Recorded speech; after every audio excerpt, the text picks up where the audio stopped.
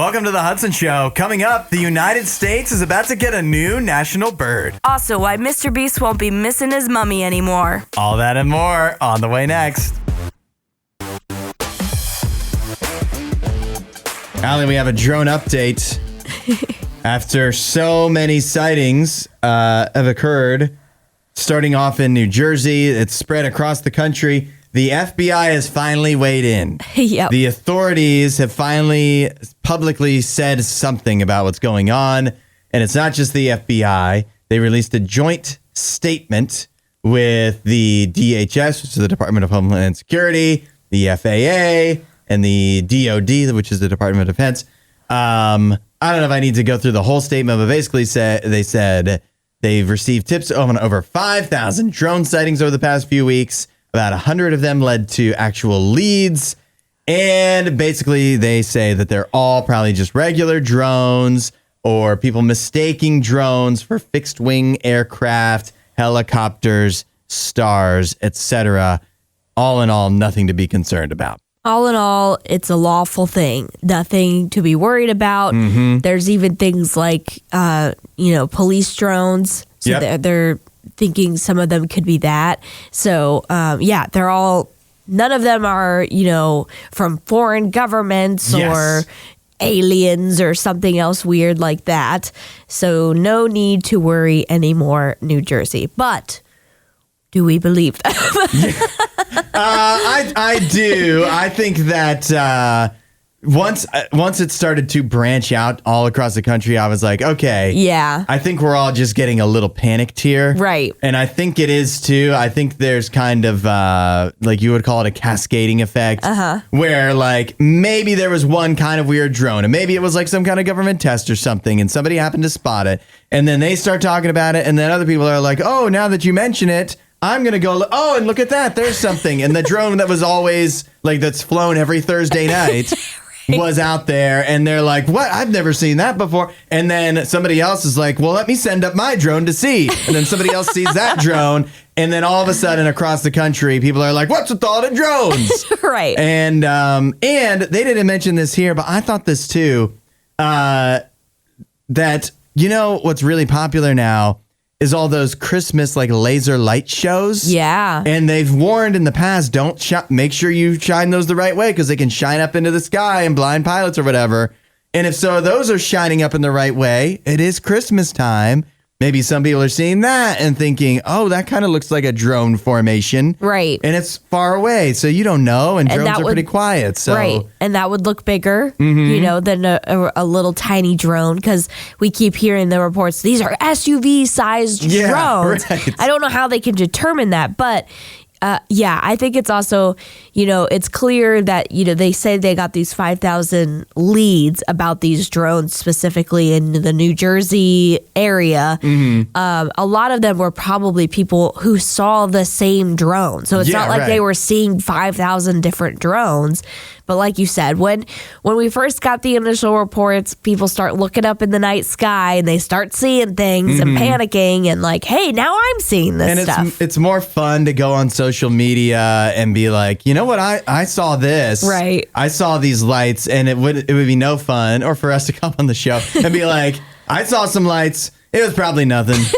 But instead, it's like, you know what? Now everybody's talking about the drones. I think I saw a drone. It was really big. I've never seen a drone this big before. Right. And it's easy to all of a sudden get to mass hysteria. So it'll be interesting to see if everybody calms down now. I feel like it's going to take it's not going to be today. Yeah. I still, like last night, this statement was released yesterday. I was still seeing people on like Nextdoor because I was curious about it, still talking about seeing drones. So we'll see how long it takes to die down. And if it doesn't, then who knows? The American news cycle moves quickly, so I don't think it'll be too long before we move on to the next controversy. Maybe, but like I said, we do have Christmas coming up. Yeah. And I feel like this is close enough, even with this statement. We're so close to Christmas. What's everybody's family going to be? Everybody's uncle's going to be like, did y'all guys see the drones out there? Looking up in the night sky. Yeah. So I feel like this might take some time to work its way out. It's time for the Hudson Show to get a little exploratory.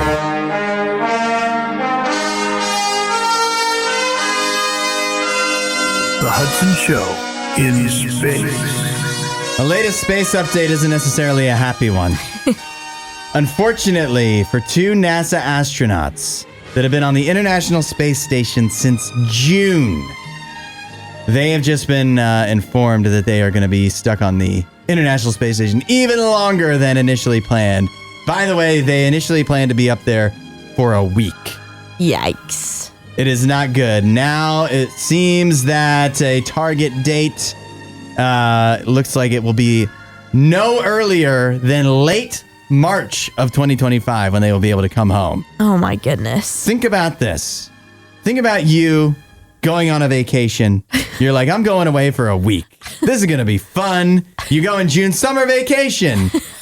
But I'm going to be back in time for July 4th. Mm-hmm. I'm only gone for a week. And then you're like, the flights get canceled. And you're like, I guess I'm stuck here a little longer. Already you're upset. Right. One day longer, but you're like, I'll make the most of it. Right. I'm not having fun. I'm on vacation. Whatever, we'll have one more day. And then it turns into another week and another month. And you're running out of clothes. And what are you supposed to do? And then it's almost Christmas, and they say, we're not letting you come back for Christmas either. And then they're like, maybe at late March of 2025. Oh my goodness. Getting very close to a year when you were supposed to be up there for a week. I feel so bad for these two astronauts that were a part of Boeing's Starliner project. Mm-hmm. It just seems like they didn't really have a solid plan going up where they were going to be like, this is the plan or how you get, like they had a plan, but it didn't seem like they knew if they were going to be able to. It wasn't a pull foolproof it off. plan. Right.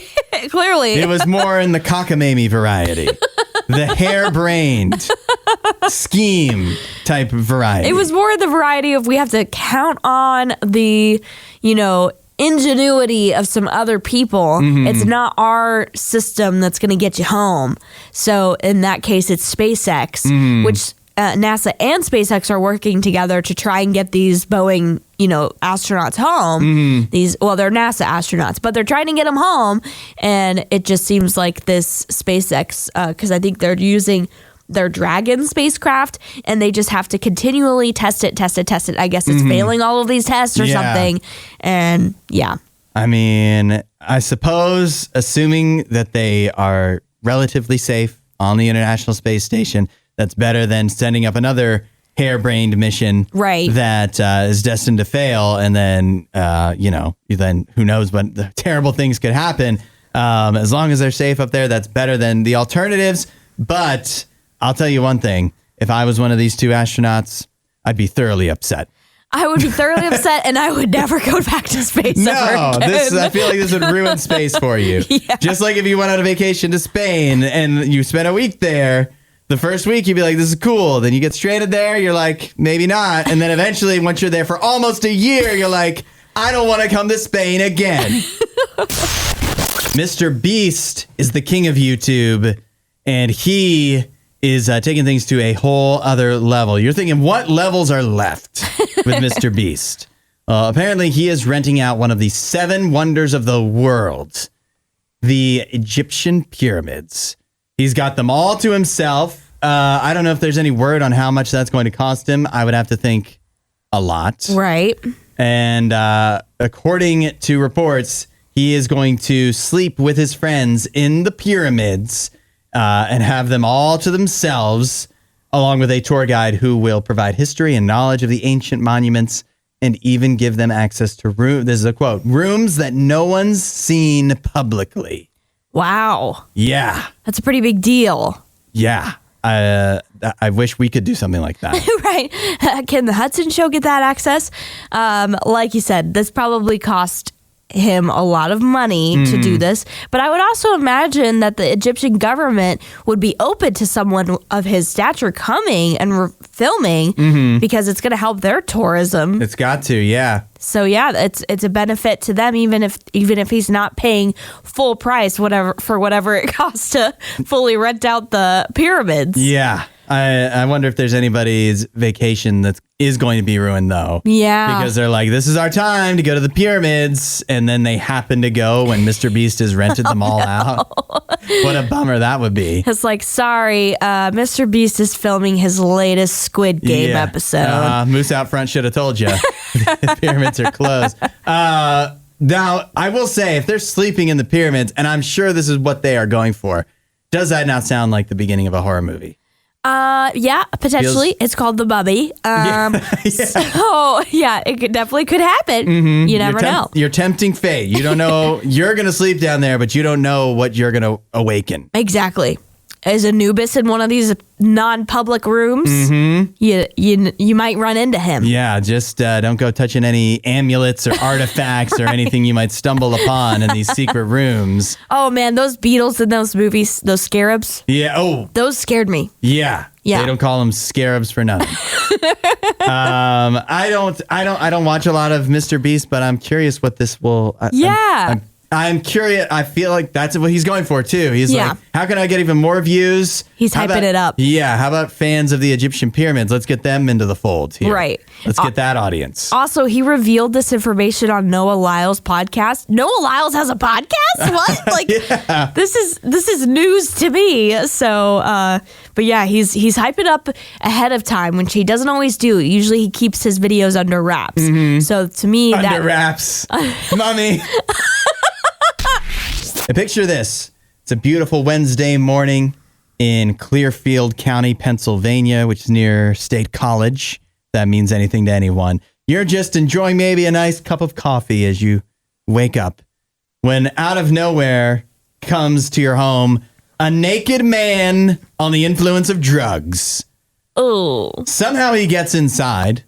I'm not clear how that happened. And he comes inside, and this guy says, quote, it's time to meet the Lord. Naked guy on drugs says it's time to meet the Lord. Locks himself in the bathroom. People say the owners of this home say while in the bathroom, he was drinking toilet water and praying loudly in the bathroom. Okay. And obviously they called the cops, of course. Right. The police show up. Mind you, remember, he's naked. I guess he emerges from the bathroom and says, "No, you're the cops. This is a fight." And so he's going to start fighting the police. The police attempted to tase this man multiple times, but were unsuccessful. He repeatedly punched and kicked the troopers that were dispatched. One suffered broken ribs and a bruised wrist. Oh my goodness. This is a powerful drug-fueled rage. Rampage this guy was going on. Eventually, he was given a sedative to calm him down. They were able to, get everything under control. He's been arrested. But what a way to start your Wednesday. Yeah, no joke. That is rough. I am curious as to how he got in the house. Like, was the front door unlocked or something? I mean, you'll never leave it unlocked after that. Yeah, seriously. But yeah, that's nightmare fuel for sure. Naked person just walking into the house saying it's time to meet the Lord and then locking themselves in the bathroom. Very strange. And don't forget drinking toilet water. Yeah, that part is an important detail. I'd be scared if somebody did just one of these things. Forget about all of them. Right. It sounds like maybe this guy was getting a little too amped up for Penn State's game on Saturday. Pre-gaming a little too early, a little too hard. But fortunately, he's been arrested. This guy whose name I lost, but it's something Gaines. Okay. We got him under control. Got him in custody, and hopefully he'll be fine, and hopefully that officer that was injured will fully recover. Yes. What a nightmare. Yeah. Congratulations to the bald eagle, as it seems it's about to become America's national bird. It wasn't before? No, it was not. Really? We've never had a national bird in this country to this day. Interesting. Ever since the founding fathers signed the Declaration of Independence, there's never been a national bird. But it seems that's all about to change. That's I mean, it's felt like, the bald eagle is a symbol of freedom for Americans. Mm-hmm. Seems like it just was the national bird. It seems that way, but it wasn't that way. It wasn't legally. It was, as far as the law is concerned, symbolically, functionally, the bald eagle, of course, is the bird that represents America, and it's shown on so many official things like currency, military insignia, passports, the list goes on. But none of that can be chalked up to it being the national bird. It's just a good symbol. Yeah. But now it's such a good symbol that it's about to become the national bird. Legislation has been passed. It actually, this legislation got started, I think, some time back in the summertime. It made it through one of the, I can't remember, Senate or Congress first. Now it's finally gone to the other. And so now, if you remember the Schoolhouse Rock song, now it's just a bill. Now it goes to the president's desk to be signed into law. Yep. Which, of course, I believe that Joe Biden will do before he leaves office. Yeah. And so the bald eagle will finally get the official respect that it's due. Exactly. We'll finally give it its roses. Nobody tell Ben Franklin. I love this tweet about it. It's like bald eagle propaganda goes crazy because I already thought they were the national bird. It's true. They all got us. They all had us fooled. Yeah, the wool was over all of our eyes. But it's finally becoming official. Some people, you may be surprised to find out, are actually upset that this is happening. Really? Yeah. Why? Not because they're anti-bald eagle. Okay. But because functionally the bald eagle is, America's bird. Mm-hmm. And so the idea that any time was spent crafting legislation and voting on this kind of thing when it could have been spent doing anything else that actually might affect people's lives seems like a waste of time. I have news to break to people. I don't want to, dwell too much on the politics of it, but nothing important is going to get done at this time. I was going to say everybody's about to be everything's about to be shifted out. You don't get important things done after an election before the inauguration. Unfortunately true. But also, this is important. This needed to be made correct. Yeah. The bald eagle has been absolutely ripped off in this situation, and this needed to be rectified. So I am applauding Congress for getting this done. Yeah. Yeah. It's like if you're with somebody for a really long time and everybody thinks you're married. Yeah. Eventually, like between the two of you got to make it right. You got to get married. Exactly. Is a good example. The list could go on of just because everybody thinks something is a thing doesn't mean you shouldn't actually officially make it a thing. Right. The bald eagle deserved this stature. So I'm shocked that it's taken this long to make it official. Yeah. Well, congratulations to the bald eagle. This is important. Yes. Imagine how many people probably failed their citizenship tests. Because the question, what is the national bird of the United States? It's like, trick and question. They all checked eagle. And it's like, no, you can't be a citizen. You failed the test. The United States has no bird. That had to have been a Jeopardy question at some point, right? All of us would have failed. Yeah. I've seen a few people doing this online on my TikTok and stuff, and that is Uber Eats Roulette. Mm-hmm. A modern twist on a potluck dinner, basically. It does feel kind of like an ad for Uber Eats. Yeah. But the idea is everybody gets together and you each get on your Uber Eats app. You order something random from a restaurant. You have a set maybe price limit. Everybody spends a certain amount from different restaurants, and then all the deliveries come, and it's the luck of the draw. And like somebody says here, could we wind up with 8 pizzas? Sure, but that's a part of the fun, and you do not know what you're going to wind up with. I think it's a very fun twist on the potluck dinner. I mean, the videos of it are pretty funny, and it's cool. Like the videos show each friend going to the door to pick up from the driver what they ordered, and then they show the bag this is what they got. Yeah. And so it is kind of fun, a little reveal, and then they show everything put out on the table together. And one of them, the spreads looked amazing. I was like, yeah, let's feast. You know, that looks great. So I think the concept of it is really fun. But I will say a lot of the detractors of this trend on social media are pointing out that the budgets that they set for themselves are, like $30 to $40 Yeah. each for Uber Eats. That is so much money. That's crazy. If you were doing a potluck, if you were doing the same thing, yes, you'd have to slave over a oven or a stove or whatever. Or just put it in a crock pot. Yeah, you'd have to put in the work. Yeah. But like nothing you make, even if it's for a group of 8 people, should probably cost $40. Unless it's like a really expensive food. Yeah. But yeah, that to me is the part of it where I'm like, okay, this is for the rich friends. Let's be honest. Every potluck you went to probably had 8 of the same thing, and it was baked beans. And there's no baked beans that cost $40. No, definitely not. So that is something that you can have with any potluck, though. Yes, it's true. But I think this is a fun idea. Don't know if I'll ever be trying it because it just seems like a big waste of money. We could do, isn't there an in-between where like everybody just shows up instead of ordering it delivery on Uber Eats? Yeah. You just stop at whatever restaurant you want to stop at on the way. Stop at a restaurant or literally just do a potluck. Yeah. Because potlucks, I think for the longest time, we thought you had to go to a place, you're at like a church or a family gathering or something like that. But maybe instead it's just a little friend get together every once in a while where you all just bring something separate. And you could, go order out or you could make something at home. And then you get to find out how good your friends are as cooks. Right.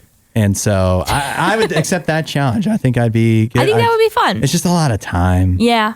But I think it's a good way to do this trend and not break the bank.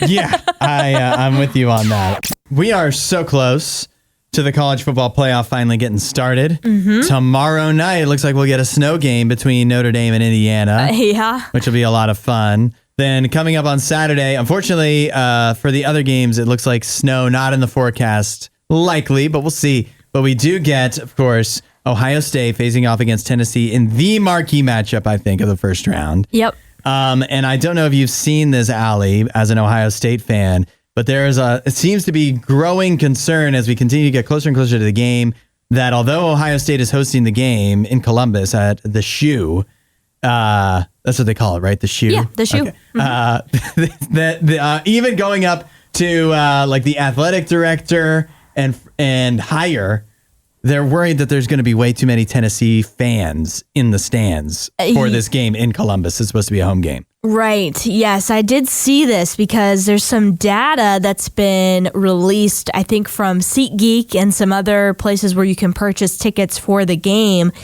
That almost the majority of them are being sold on SeatGeek, have been purchased by people residing in Tennessee.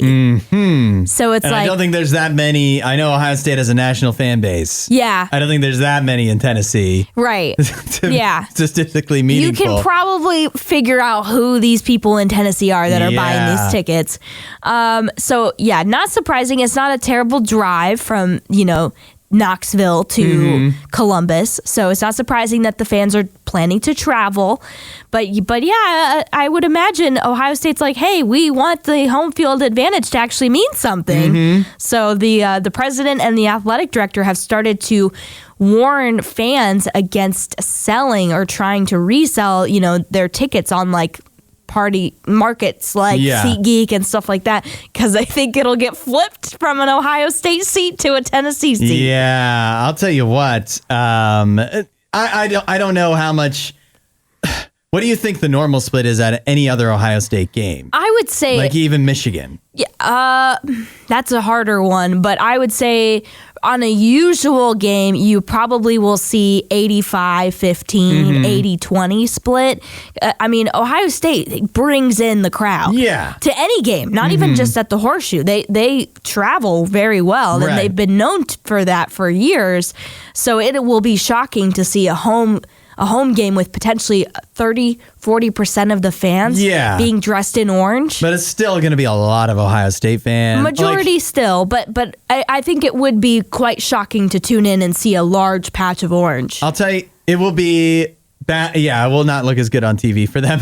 But I don't think this is not going to be what makes or breaks the game. No, right? no. Like if it comes down to what percentage of Volunteers fans are in the stands, I don't even know what to tell you. No. And Ohio State, you know what I'm concerned about is that as an Ohio State hater, I haven't heard anybody, none of the experts are like, you know who I think is going to win this week? Ohio State. And yet they're still 7.5 point favorites, which tells me as much as I want Tennessee to win, and I feel like Ryan Day always drops the ball in big games, I feel like I'm just really worried that Tennessee's not going to get the job done, that there's something, maybe Ohio State, maybe Ryan Day finally did find the motivation. I don't know. Maybe once he finally started devaluing the game after he lost it 4 years in a row, maybe that was the key. I'm not sure. But. As a superstitious Ohio State fan, I reject everything that is coming out of your mouth currently. Why can't something nice like this ever happen to me on an airplane? Where the pilot came out from the cockpit and had to make an announcement, but it was for a good reason. Mm-hmm. And that is he had to thank one of the passengers for being his bone marrow donor. Yeah, he had to thank her. Apparently, she was on his flight, and he's the pilot. I don't know exactly how he figured out that she was on the plane, but he did. And so before taking off, he came out of the cockpit and announced to everyone. And he said, "This young lady saved my life." And he had to explain, obviously, he gave her a hug, but he explained that this woman was a closer donor match to him than even his brother, and ended up saving his life by being a bone marrow transplant for him. How do they even know? How did they find that out? I have how do they even know each other? Well, I don't know. I guess some people are just signed up to be donors for bone marrow because you can obviously donate that without I think you could donate that multiple times. And so I guess this just worked out where she was a closer match to him and was able to save his life.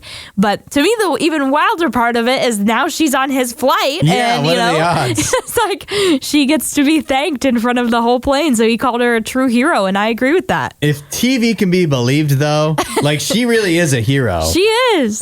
Because what I've seen on like medical dramas I've watched is that the needle for the bone marrow donation thing, or for them to get a sample or anything with bone marrow is like the biggest. It's not like a needle. It's like a pipe. I know. It's like a sword. Huge. Yeah. I've seen that too. And I've been like, I think I'm good. Yeah. So yeah, that's no joke when someone donates bone marrow. Yeah, and so she was just like in the database and didn't even know this guy. Right. That is actually an amazing. I mean, either way, it's an amazing thing to do, but that makes it even more amazing. And then the fact that they somehow wind up being on the same flight.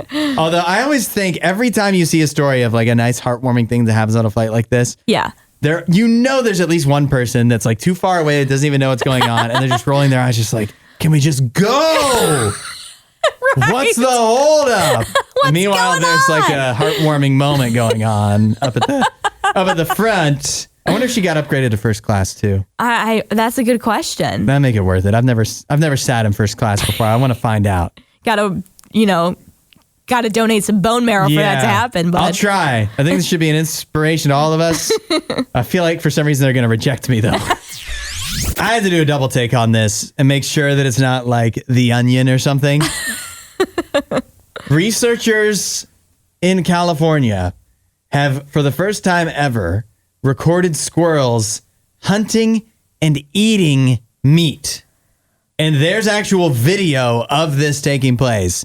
I'm looking at it now. This is no joke. This is not The Onion. This is real life, real researchers at the University of California, Davis, and the University of Wisconsin, Eau Claire, however you say that, I don't know. They have found evidence, they have recorded video of squirrels killing and eating small rodents called voles. Who knew that squirrels could be such bloodthirsty predators? I know, right? That is crazy to see video and pictures, because they have pictures of it too. It's like, it's kind of shocking to look at. You think you're looking at some type of like AI altered image or something. The first picture I saw, I was like, okay, well, that's a nice Photoshop or right. like just a weird angle or something. Right. But then there's actual video of the squirrels chasing down these voles and then carrying them around in their mouth, which they then proceed to eat. Yeah. Yeah. It's. Oh, I'm watching them dig into it now. It's. There's like debris flying off. Oh, It was very graphic. it's not safe for kids. This is has National Geographic written all over it. Yeah, this is very weird to look at. Nature is scary. Yeah, well, as a person that grew up in Africa, I'm used to seeing carnivores attack other animals and stuff. And I do remember one time a tour guide told me sometimes the older that baboons don't typically eat meat, by the way. Sometimes when they get older, they like to try and eat meat, and they'll chase after some of the smaller antelope. And one time I did see that happening. It's very weird to see a non-carnivore animal going after other animals. Yeah. It's very strange. I mean, and it's one thing to kind of theorize or like I think squirrels could eat meat. Yeah. But they've studied it long enough and it was frequent enough that they were able to catch it on video. Yeah. So this is a real thing that happens. It's an interesting timing too that they released this research, right? Literally days after Jerry Jones of the Cowboys says, "I love to eat squirrel brains." Right. And weeks or months after Peanut the squirrel was confiscated and then put down Euthanized. in the state of New York. And so we better watch out because the squirrels might start fighting back. The squirrels are getting a little scary. And I feel like I've always been a little scared of squirrels for some reason. I don't know why, but maybe I do know why now. Yeah. When you get too close, when you get close to one and it doesn't move away, then I start to worry. You're like, what's going on? And I also feel like squirrels could easily outnumber us. Maybe. I don't know. I don't know what the squirrel, they're rodents. I feel like they reproduce quickly. Yeah. And I feel like they're nimble and they'd be hard to. And there's just so many of them. I feel like they could swarm you. And so I'm just going to watch my back. Nightmare fuel right there. Yeah. Swarmed by squirrels. I just don't want to wind up as squirrel food. Maybe the nuts, they kind of run short. They didn't prepare for the winter. Yeah. As much. They didn't stash as many away. And so they have to turn to other food sources. Right. And I just don't want it to be me. No. It's the Hudson Show on Canada. It's the Hudson Show on RadioU. We are going up to Canada for this next story, where you may have seen this study causing a panic out of Canada just a month or so ago. It's a study out of McGill University where they found that they reported that those black utensils in your kitchen, the spatula and the serving spoon, those cheap plastic, whatever, that everybody has, were probably causing you cancer. That's what they said. They said that the amount of some kind of particle it's a cancer-causing particle was dangerously close to the maximum allowed levels before it became dangerous in most of those black utensils. Well, the good news is that's not actually accurate at all. The bad news is that study went out a month ago and a bunch of people saw that and maybe they threw out all their black kitchen utensils. Right. Yeah. It was all due to a typo. Such a simple error. They messed up. What happened is the study estimated that black kitchen utensils could cause a median intake of 34,700 nanograms per day of the chemical compound in question. And that was close to their suggested safe limit for an adult, which they wrote as 42,000 nanograms. Well, it's actually 420,000 nanograms per day is what the EPA says is a suggested intake. So they were more than slightly off with that typo. It's such a weird mistake to make because it's not that anything in their study, everything they actually researched was accurate. Right. It's just the numbers that they were comparing to of like, okay, what's dangerous? That is what was inaccurate because they had a mistyping there. Yeah. And so that is what led them and then everybody else that reported the story to say, this is super dangerous. And when it turns out it really isn't at all.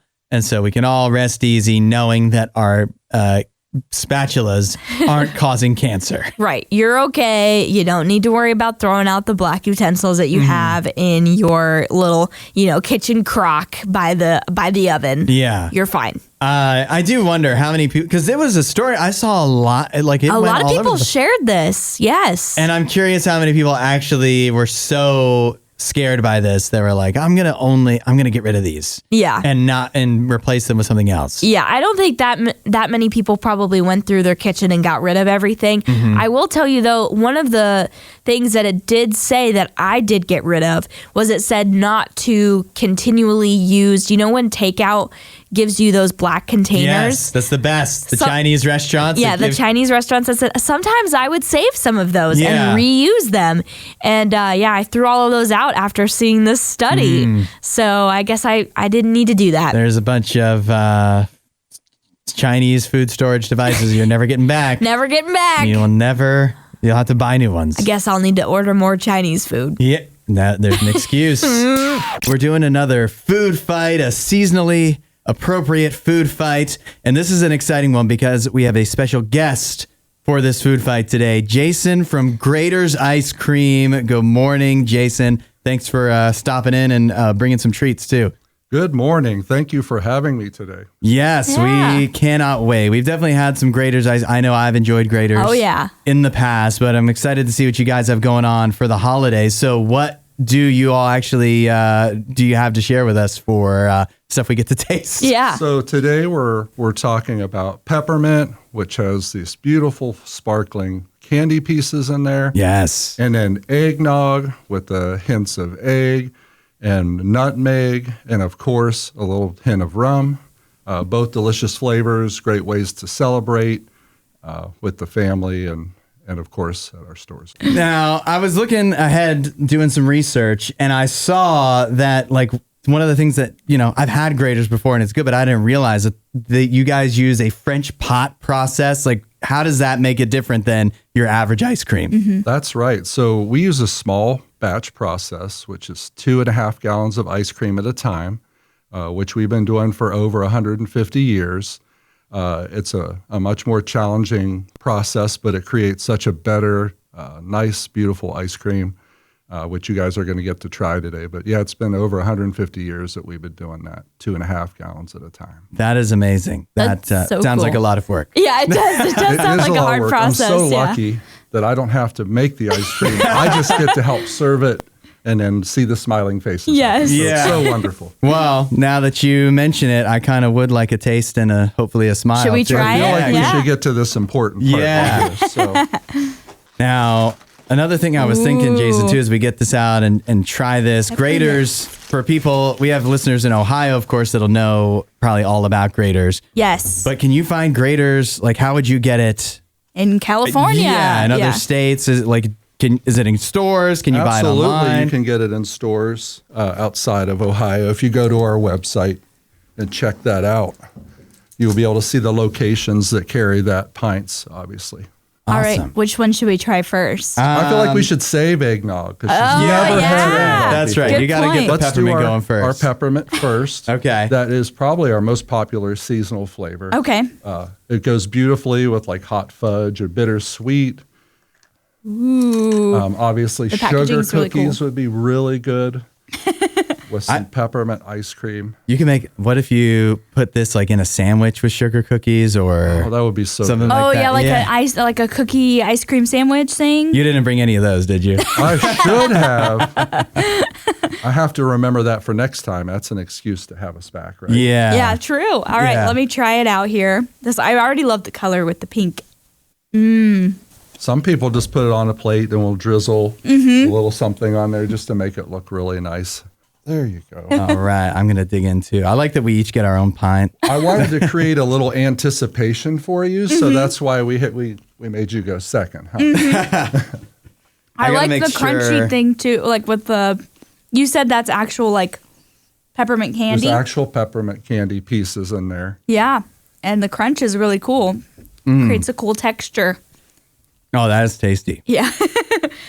I'm not guy- usually a peppermint person. And that's I the usually thing, don't. I'm not. I always say that peppermint is like toothpaste or something. Yeah, But right, this yeah. peppermint is so good. It is really good. I and like it's it. refreshing. You know? Yeah. I think too, like you can really tell a difference. There is a massive difference between peppermint ice cream in this case and what you would get with mint chocolate chip, which is good too. But there's just something that tastes a little more Christmassy. Yeah. about the peppermint. It's got to be the little candy pieces, and it's just slightly different, and it Makes is it good. fun, and the kids love it too. 'Cause I Yeah. bet. All right, are you ready to? Are you ready for the first time ever eggnog? Yeah. I hope so. That's pretty wild. Makes great milkshakes too. I didn't even think Probably of one that. of my favorite milkshakes at our Graders locations. I love that, and I got to get this first. Yeah, go ahead. Tell us what you think. Oh, I'm making him work too hard. here he's today. dropping it. For the radio only listeners, he's dropping the ice cream. You're not going to know this, but it tastes exactly like drinking eggnog. Oh no. It is Okay, I'm amazing. excited. All right. Let's try it out here. And I think too, with eggnog, all eggnogs are not created equal. Some I feel get the whatever the ratio of spices, they can't get it quite right, but this nails it. Appreciate that. Oh, guys. I wasn't expecting the spiciness. There is like that little spicy That after. nutmeg comes through nicely. Yeah. And I'm I sure you could spice both of these up with a cup of coffee. of course. Well, I'm glad we got to do this. This has been really fun, and it's got me really in the mood for the holidays. So Graders, they've got the new for the holidays this year. They've got peppermint, they've got eggnog, and you can find out more about Graders, of course, if you go to graders.com and see if you can get Graders where you are. The answer is probably yes. Thank you so much. Yeah, Grateful for your time, guys. Thanks for for coming coming in, and in. thanks for bringing the ice cream. We'll have to have you back. Happy holiday. Yeah, happy holidays. It's the Hudson you. Show. Thanks for listening to the Hudson Show. Please don't forget to rate and review the podcast.